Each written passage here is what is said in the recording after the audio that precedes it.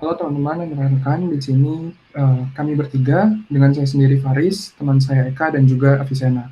Di sini kami ingin mempresentasikan dan menjelaskan terkait sistem yang kami bangun, sistem artificial intelligence yaitu spam filter detection yang menggunakan classification.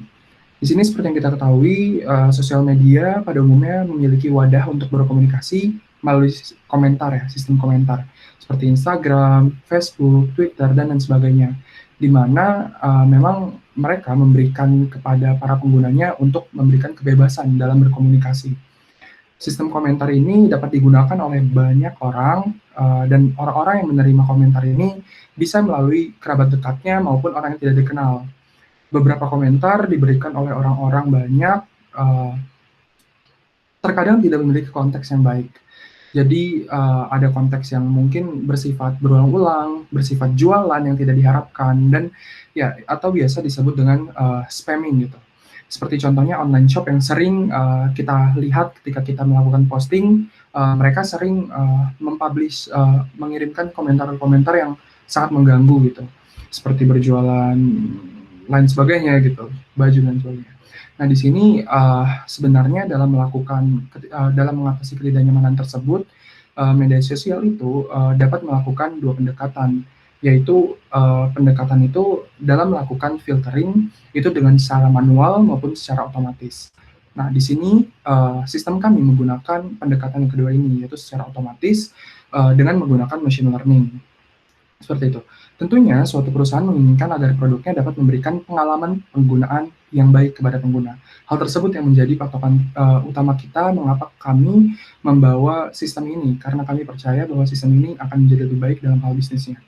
Seperti pada salah satu perusahaan namanya Spam Titan, mereka itu merupakan perusahaan yang menyediakan jasa filtering spam tapi pada email, yang memiliki tujuan untuk mencegah email yang tidak diinginkan dan malware.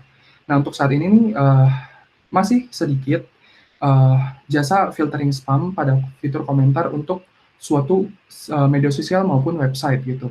Rata-rata pada umumnya sosial media itu menggunakan, spam filtering milik mereka sendiri, tidak menggunakan third party. Nah, pengembangan sistem filtering, detection dapat menjadi peluang untuk membantu pengguna media sosial dalam mencegah terjadinya spam filtering, dalam terjadinya spam pada kolom komentar postingannya.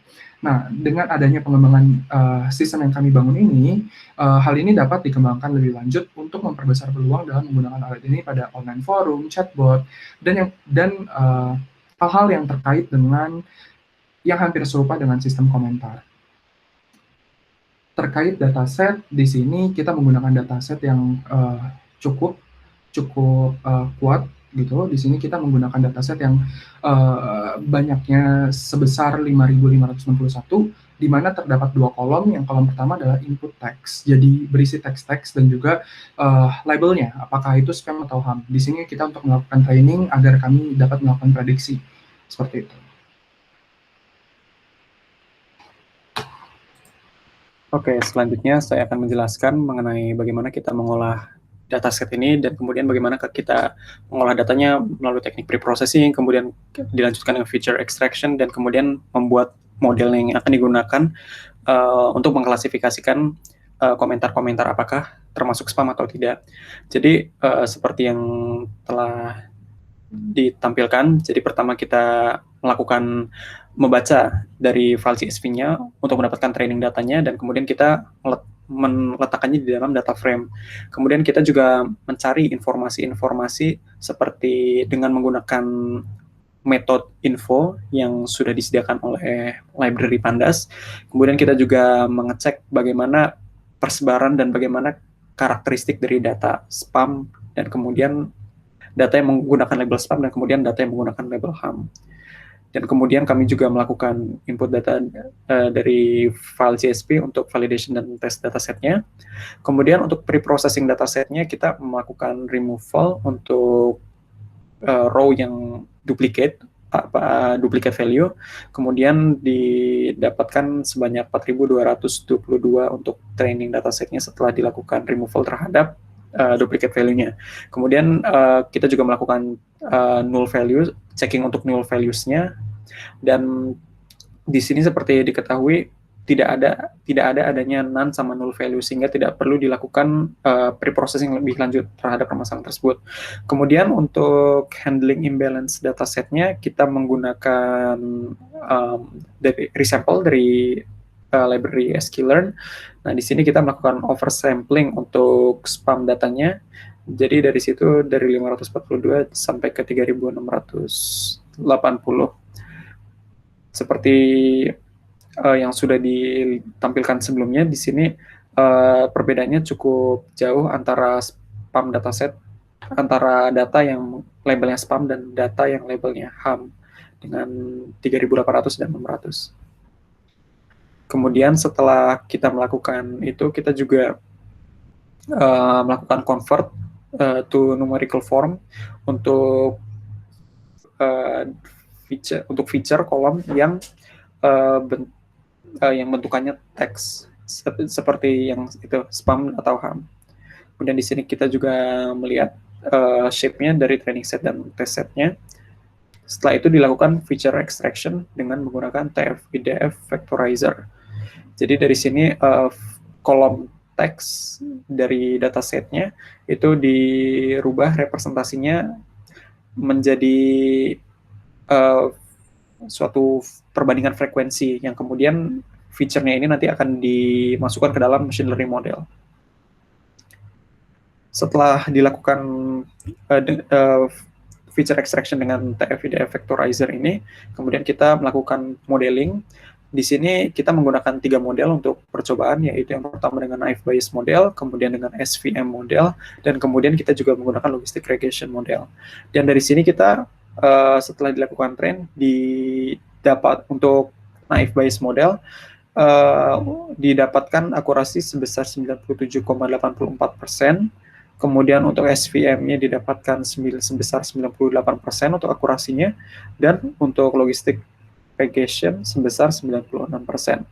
Dan untuk menggunakan model ini di dalam aplikasi web kami, model ini nantinya akan diekspor dengan library Pickle, kemudian nanti file.pkl ini nanti akan digunakan di dalam backend-nya dengan menggunakan Flask untuk dibuat endpoint agar dapat digunakan, diutilize di bagian frontend.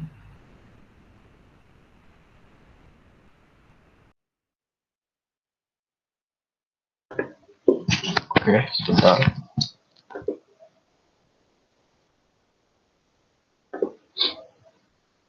Oke, bagian selanjutnya setelah melalui proses modeling, tahap selanjutnya adalah deploy. Untuk deploy itu, kami melakukan deploy dengan membuat aplikasi menggunakan React untuk frontend-nya dan Flask buat backend-nya. Dan aplikasi yang kami buat itu memiliki tampilan seperti yang ada di gambar ini. Jadi aplikasi ini akan menerima input berupa komentar dalam bentuk teks, dan ketika kita menulis sesuatu dan mengirim pesan tersebut, komentar tersebut, maka aplikasi ini akan menentukan apakah komentar tersebut merupakan spam atau tidak. Oke, seperti contoh pada ini, saya akan menggunakan mencoba beberapa contoh teks untuk mengecek apakah itu sebuah spam atau tidak.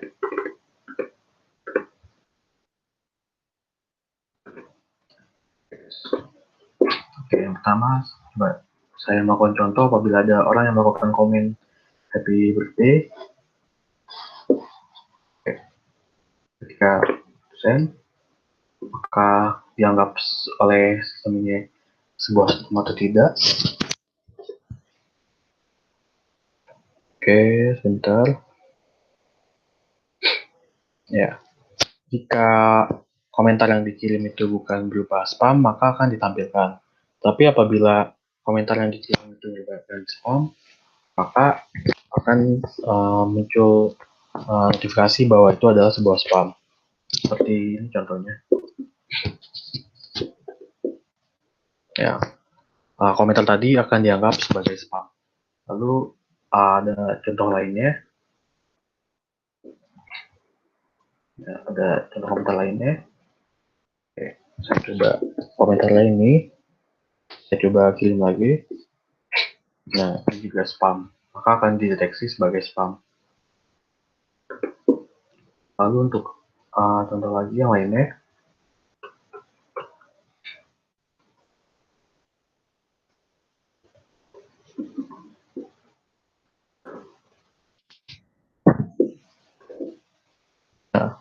ini bukan spam, jadi pesan ini bisa ditampilkan. Oke, jadi oke, coba sekali lagi yang terakhir.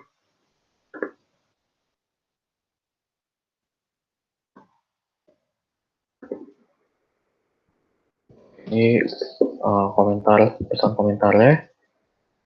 Bukuin lagi.